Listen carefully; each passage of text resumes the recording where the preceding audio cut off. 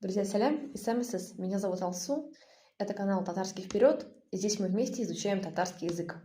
И тема сегодняшнего видео – 5 слов на тему части тела.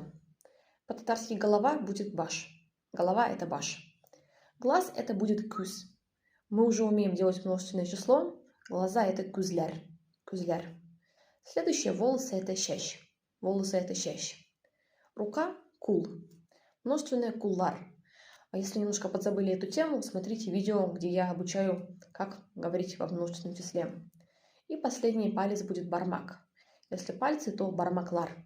Возможно, вы знаете такое блюдо биш-бармак. Его нужно есть биш пятью, бармак пальцами, биш-бармак. Друзья, в принципе, на этом все. Всегда всех жду на индивидуальные занятия в WhatsApp.